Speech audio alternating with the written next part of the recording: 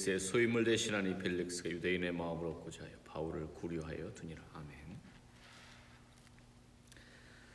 자, 기회가 왔다, 찬스가 왔다라고 하는 말을 우리가 종종 사용합니다.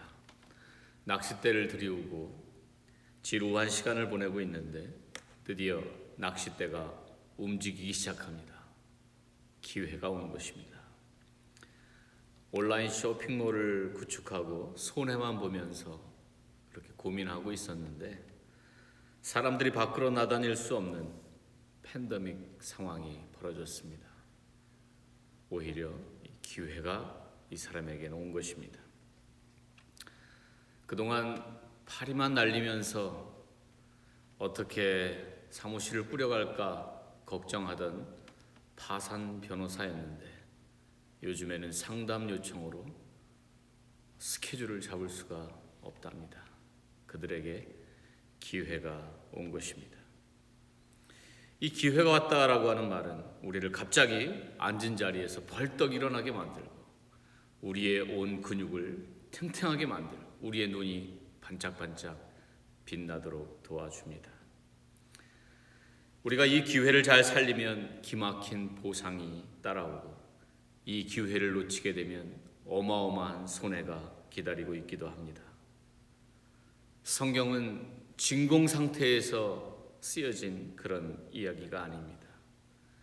이 하나님의 성경 안에는 시간과 공간과 또 당시에 살아있던 많은 인물들이 꿈틀거리고 있습니다. 왜 이렇게 장황하게 제가 기회를 이야기하는가? 오늘 본문에는 생명을 얻을 수 있는 그 천금의 기회를 살리지 못했던 두 인물이 나오고 있기 때문입니다. 엄청나게 좋은 기회를 그들은 발로 차버렸습니다. 기회를 살 것인가? 아니면 기회를 발로 차버릴 것인가? 그 기로에서 그들은 후자를 택했습니다. 그 사람들이 누구일까요? 오늘 본문 24절을 보니까 벨릭스가 그 아내 드르실라와 함께 와서 바울을 불러 그리스도 예수 믿는 도를 듣거늘. 여기에 벨릭스라고 하는 사람과 드루실라라고 하는 여인이 있습니다. 제가 이 배경을 조금은 설명을 해야 될 것 같은데요.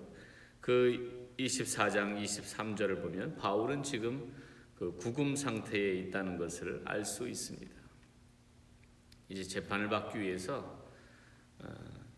이제 구금되어 있는데 그들이 구금되어 있는 동안에 이제 벨릭스와 그 아내 드루실라가 바울을 자주 찾았습니다.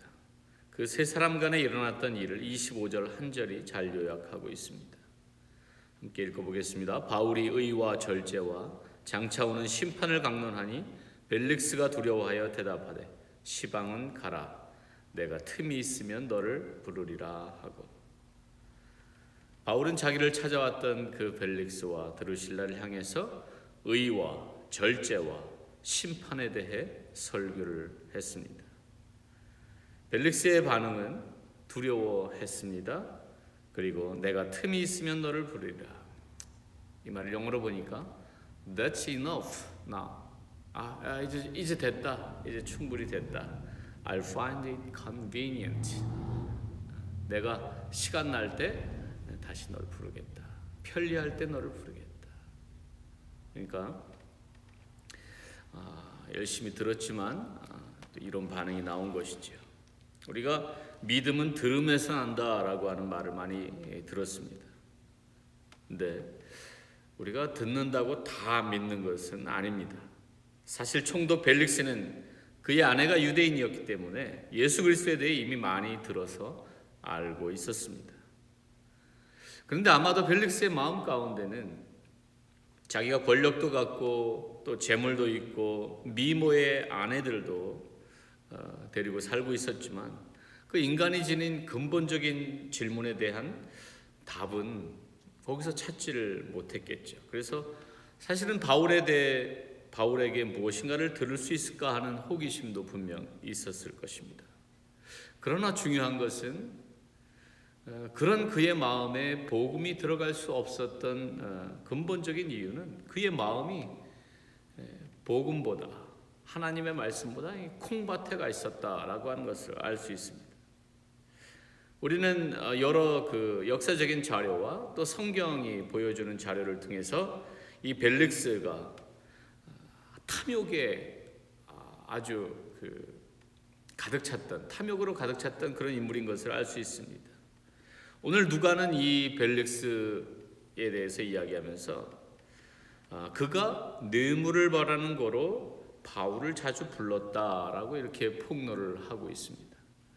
누가의 눈에, 그 예리한 그 의사 출신 누가의 눈에 이미 그 벨릭스는 이렇게 보였던 것이죠. 아마도 많은 사람들이 알고 있었을 것입니다. 그는 아마도 벨릭스 총독은 과거에 이 많은 사람들이 유대의 총독으로 가면 거기서 돈을 한몫 크게 챙겨왔다는 것을 들었을 것입니다. 더 나아가서 이제 이 벨릭스 총독은 얼마 전에 사도 바울이 예루살렘 교회에 큰 돈을 전달했다는 그런 소식도 들었을 것입니다. 그러니까 아마도 이 바울에게는 또 뒤에 뭔가 든든한 돈이 있다. 그래서 이제 그것에 관심이 있었어요. 거기에 뇌물을 좀 받고자 하는 마음이 있었죠.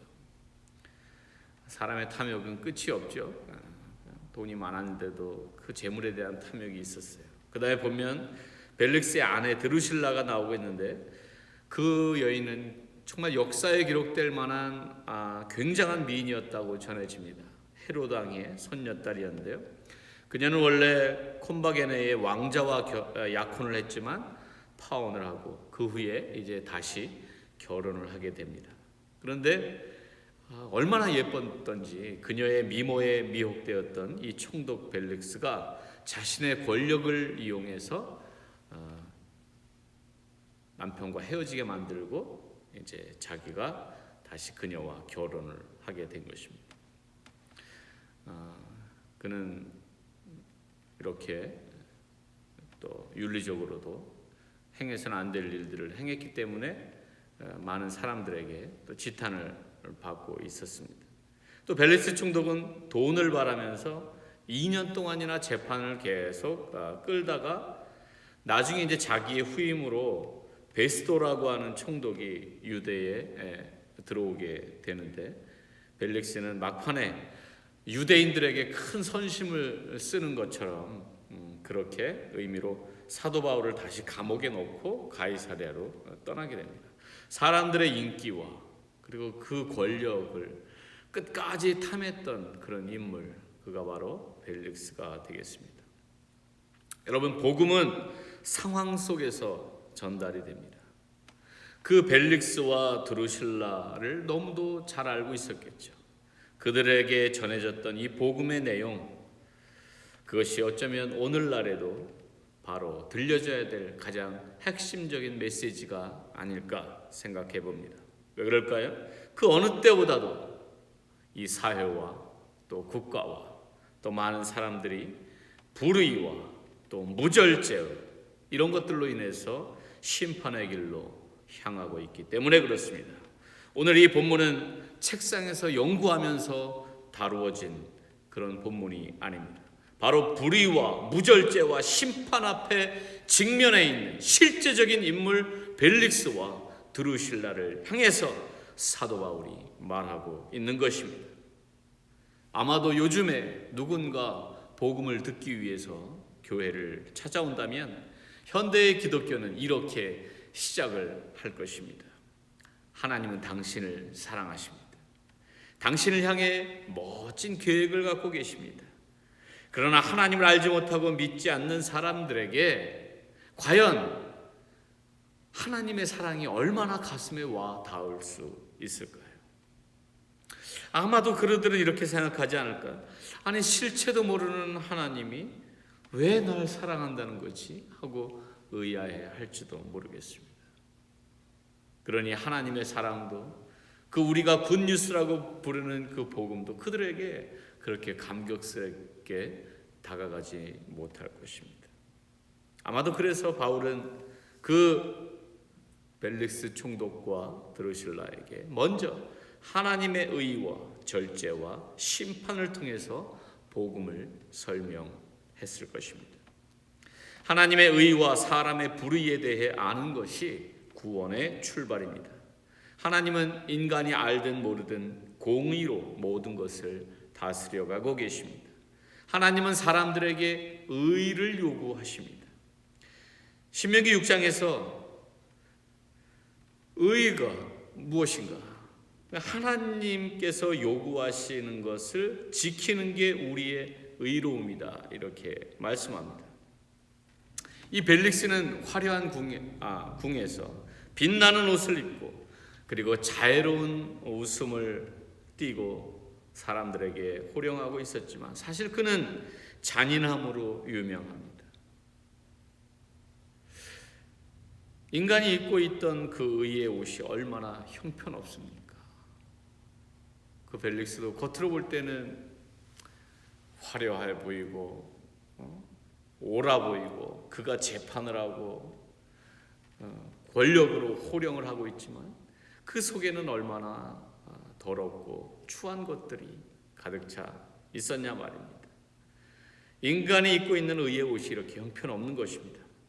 나무 잎사귀로 가린 그 부끄러움이 햇빛에 금방 말아 올려져 갔던 것을 우리는 기억해야 합니다. 짐승을 잡아서 죄의 형벌을 가려보려 했지만 짐승의 제사를 도대체 얼마나 드려야 하나님이 바라시는 의의 상태에 이를 수 있겠습니까? 그런 짐승의 제사로는 하나님이 요구하시는 그 의에 우리가 다가갈 수 없었습니다. 우리가 그 명하신 대로 이 모든 명령을 하나님 여호와 앞에서 삼가 지킬 때 그것이 우리의 의로움이니라 라고 성경은 말합니다. 그러나 사람은 의로운 것을 원하지 않았습니다. 혹시 의롭게 살려고 해도 그 한계에 좌절했을 뿐입니다. 그래서 이사야가 이렇게 통탄했습니다. 무릇 우리는 다 부정한 자 같아서 우리의 의는 다 더러운 옷 같으며 사람의 힘으로 의롭게 살 수가 없다는 것입니다. 그래서 바울은 인간이 의롭게 될 수 있는 길을 그 벨릭스와 드루실라에게 강론했습니다. 하나님께서 불의한 인간들을 의롭게 만드실 것이라는 게 구약 성경의 메시지이지 않습니까? 여호와가 우리의 의가 될 것이라고 예레미야 선지자가 예언합니다. 돌판에 새긴 그 율법을 지키는 것으로는 우리가 깨끗해질 수 없기 때문에 하나님께서 우리의 마음을 새롭게 하심으로 우리를 하나님 앞에 의로 세울 것이다. 그리고 이제 하나님께서 그리스도를 보내셔서 그 십자가 대속을 통해 우리를 불의에서 의롭게 건져 주실 것이다 라고 하는 그 예수 그리스도를 통해서 옷 입게 되는 그 의에 대해서 사도 바울은 아마 누구보다도 논리적으로 누구보다도 이해하기 쉽게 그 벨릭스에게 복음을 증거했을 것입니다. 이것이 복음이고 그리스도 예수를 믿는 도인 것이죠. 많은 사람들에게 우리의 한계를 적나라하게 보여주어야 되는 것입니다. 인간의 도덕으로는 또 인간의 선행으로는 또 인간의 어떤 율법을 끊임없이 지키는 고행이나 금식 이런 것으로는 우리가 하나님의 의에 다다를 수 없다는 것. 철저하게 절망을 느껴본 자만이 하나님을 목말라 할 수 있고 하나님의 의에 감격할 수 있는 것입니다. 자, 그리고 이제 두 번째로 이 사실을 믿는 성도들은 정말 하나님의 의만이 우리를 깨끗게 할 수 있다라고 하는 것, 그리고 예수 그리스도가 바로 그 의로 우리에게 오셨다라고 하는 것을 믿는 성도들은 자신을 절제하며 그리스도를 따라야 한다고 강론합니다. 드루실라에게 이끌려서 그녀와 결합하도록 만든 그 억제할 수 없는 욕정, 그것이 바로 벨릭스를 사로잡고 있었습니다. 그가 어떻게 시험을 극복하고 은혜의 자리로 나아갈 수 있는가, 거기에 대해서 사도 바울은 정확하게 이야기하였던 것입니다. 바울 사도는 그리스도를 믿는 성도들의 삶이 얼마나 고상하고 절제되어야 하는지를 강론합니다. 그리스도를 아는 지식이 가장 고상하기 때문에 그를 따르는 성도들도 그렇다라고 하는 것이죠. 과거에 우리는 나 좋은 대로 살고 죄의 본성과 정욕에 따라서 충동적으로 살았습니다. 그것을 절제할 마음도 없었고 절제할 능력도 없었습니다. 그러나 예수 그리스도의 십자가의 의를 믿고 성령을 받았다면 더 이상 거기에 머물러서는 안 된다라고 하는 것입니다. 성령을 받으면 달라지게 되어 있습니다. 갈라디아서에 성령의 9가지 열매가 나옵니다. 성령을 따라 살아갈 때 이 9가지 성품적인 변화가 일어난다는 것이죠. 사랑과 희락과 화평과 충성과 온유와 절제와 자비, 양선 많이 나오죠. 근데 거기에 절제가 나옵니다. 절제. 또 바울이 디모데에게, 사랑하는 디모데에게 하나님이 우리에게 주신 것은 두려워하는 마음이 아니라 오직 능력과 사랑과 근신하는 마음이니 이렇게 말합니다. 여기서 근신하는 마음이 도대체 뭘까? 다른 성경의 번역을 찾아보면 그게 다 절제로 나옵니다. 하나님이 우리에게 주신 것은 권능과 사랑과 절제의 영이다. 절제하는 마음이다. 내가 하고 싶은 대로 방탕에 내 몸을 내맡기고 내가 속에서 나의 이 타락된 본성에 시키는 대로 달려가는 그것이 하나님이 원하시는 삶이 아니라 그걸 절제하고 다스리고 성령 안에서 은혜 안에서 사는 삶을 이야기하고 있는 것입니다. 우리가 학생들이 잘못하면 우리가 저희 학교 다닐 때도 그런 게 있었는데요. 정학 맞고 퇴학 맞고. 그런데 그 정도는 아니에요. 그럴 때는 조금 낮은 징계를 더하죠. 근신 주는 거예요. 근신. 너 그렇게 천방지축으로 하지 말고 근신해라. 절제하라 라고 하는 것입니다. 우리가 그리스도의 의를 받아들여서 의롭게 되었다면 적어도 과거보다 더 죄의 본성을 절제하는 삶이 우리의 삶 속에 나타나야 하는 것입니다. 하나님은 은혜로우시니까, 하나님은 사랑이시니까 내 맘대로 살아도 된다? 그건 복음이 잘못 들어간 것입니다. 구원에 대한 지식을 아는 것만으로는 부족합니다. 자신을 온전히 절제할 수 있는 사람이 성령 안에서 사는 사람인 것입니다. 예수님을 믿는 도는 성경의 가르침을 따라 자기를 절제하는 것입니다. 우리가 믿음이 있다면 믿음이 행함으로 나와야 되는 것입니다. 행함으로 우리의 믿음이 온전케 된다라고 야고보서는 계속해서 강조합니다. 벨릭스와 드루실라가 머리로는 알았습니다. 그 정말 당대의 최고의 선생님이었던 사도 바울에게 개인 특강을 들었습니다. 복음에 대해서. 그런 그가 머리로 당연히 수긍하고 알아들었을 것입니다. 그러나 그에게 구원의 그 소식과 기쁨과 감격이 들어갈 수 없었던 것은 그들에게는 절제할 수 있는 마음이 없었어요. 들어가지 않았기 때문에 절제의 삶이 나올 수도 없었죠. 그 내가 들은 그 지식이 영혼에 실제로 체험이 되어서 완전한 지식으로 바꾸기 위해서는 실제 자기를 절제하며 그리스도의 말씀을 따라야 되는 것이죠. 그리고 그랬다면 당연히 그런 삶이 나오는 것이죠. 그럴 때에만 지식이 완전한 신앙으로 바뀌는 것이기 때문에 그렇습니다. 더 나은 삶을 위해서는 우리가 욕망도 절제하고 희생도 감수해야 하는 것입니다. 그리고 죽도록 충성해야 되는 것입니다. 주의 나라와 그의 의를 위해서 우리가 달려가야 되는 것입니다. 로마서 8장 13절에서도 이렇게 말합니다. 너희가 육신대로 살면 반드시 죽을 것이로되 영으로서 몸의 행실을 죽이면 살 것이다. 여기까지 듣던 이 벨릭스와 드루실라에게 강력한 두려움이 임했습니다. 죄를 책망하시는 성령께서 말씀과 함께 역사하신 것입니다. 벨릭스가 두려워 떨었습니다. 거룩한 성령께서 죄를 책망하실 때 사람들은 심판의 두려움에 떨 수밖에 없습니다. 귀신을 보고 두려워하는 것은 단지 공포입니다. 근데 성령께서 임하시면 죄에 대한 자각과 그 양심의 가책을 느끼고 두려워하게 되는 것입니다. 그러나 불행히도 벨릭스가 그리스도께 돌아오고 구속받았다는 이야기는 이어지지 않습니다. 그리고 그런 증거도 없습니다. 양심의 각성을 촉구했지만, 벨릭스에게 촉구했지만, 드루실라에게 촉구했지만 그 기회를 벨릭스는 차버린 것입니다. 이 사실을 읽고 듣고 있는 오늘날의 수많은 사람들은 과연 벨릭스만큼 지혜로운가?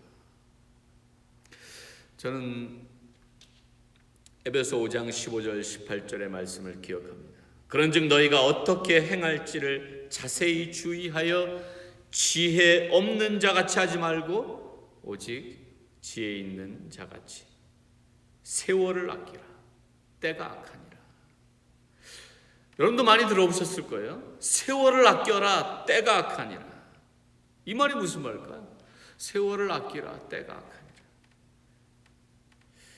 제가 이 말이 이해가 잘 안 됐는데, 오늘 이 벨릭스 드루실라가 기회를 놓쳐버리는 이 장면을 보면서 이게 연결이 됩니다. 세월을, 여기서 말하는 세월은 세월을 아끼라라고 하는 말이 기회를 살아, 이렇게도 번역이 됩니다. 세월이란 말이 헬라어 원문의 카이로스인데, 그냥 흘러가는 시간은 우리가 크로노스라고 하고, 이 카이로스라고 하는 것은 어떤 질적인 시간을 이야기합니다. 하나님의 시간을 이야기하죠. 그 하나님이 주시는 기회, 그러니까 하나님이 주신 기회를 놓치지 말아라, 이런 뜻이 될 수 있을 것입니다. 세월을 아껴라. 기회를 살아.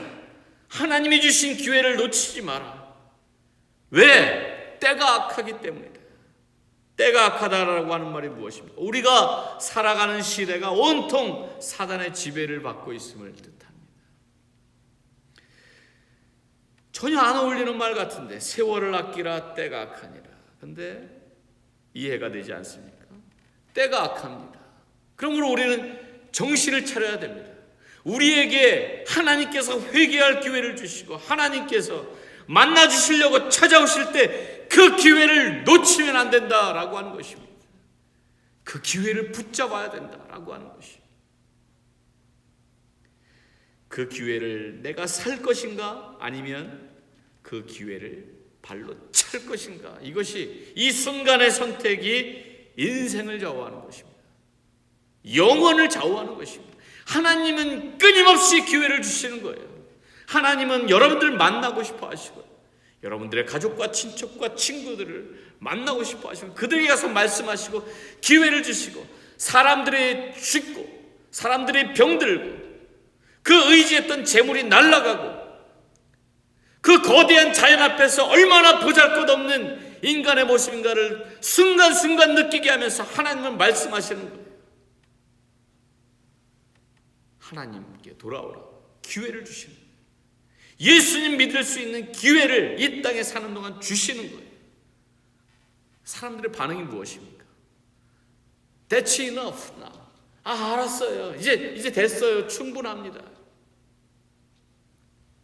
I'll find it convenient. 그냥 내가 시간 나면은 다시 한번 생각해 보겠습니다. 내가 그냥 시간 나면 한번 가볼게요. 벨릭스가 보였던 반응이 오늘날 하나님을 알지 못하고 하나님이 주시는 기회를 거역하는 수많은 사람들이 보이는 똑같은 모습이 아니겠습니까? 기회가 지나가면 남는 것이 무엇입니까? 후회뿐이 남지 않습니다.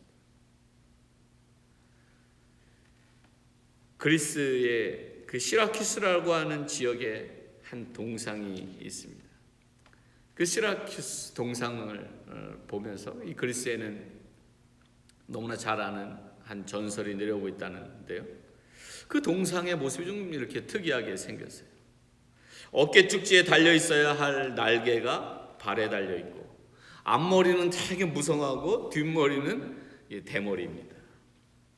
그리고 동상의 앞 그 동판에는 이런 글귀가 쓰여 있답니다. 그대의 이름은 무엇인가? 기회. 자, 어깨 쭉지에 달려 있어야 할 날개가 발에 달려 있다고 했습니다. 그대는 왜 날개를 그렇게 발에 달고 있는가? 빨리빨리 잽싸게 날아다니기 위해서. 기회는 항상 찾아오는 게 아니에요. 여기저기 빨리 달리기 때문에 기회는 왔을 때 잡아야 되는 것입니다. 그대의 앞머리는 왜 이렇게 무성한가? 내가 올 때 사람들이 쉽게 붙잡을 수 있도록. 기회가 왔을 때 쉽게 붙잡을 수 있어요. 내가 선택만 잘하면, 내가 지혜롭게 선택만 하면 그거를 잡을 수 있어요. 내가 욕심에 끌리지 않고, 하나님이 나에게 주시는 사인이구나, 우리가 정신만 똑바로 차리면 잡을 수 있단 말입니다. 그럼 뒷머리는 왜 대머리인가? 기회가 지나가고 나면 다시 붙들기가 어렵기 때문에. 기도하겠습니다. 하나님 아버지, 이 벨릭스와 드루실라의 모습을 보면서 하나님이 끊임없이 주시는 그 음성과 사인을 알아채지 못하는, 아직도 주를 알지 못하고 하나님과의 교제를 시작하지 못한 수많은 사람들이 다시 한번 교훈을 얻게 하시고 주님의 내미는 손을 꽉 붙잡을 수 있도록 은혜 베풀어 주시옵소서. 지금은 우리 주 예수 그리스도의 은혜와 하나님 아버지의 무한하신 사랑하심과 성령님의 위로교통 역사 함께 하시오. 이 악한 시대에 세월을 아끼며 하나님이 주시는 그 기회를 놓치지 않고 잘 붙잡아서 풍성하고 복된 그런 삶을 살아가는 우리 모든 성도가 될 수 있기를 간절히 축원하옵나이다.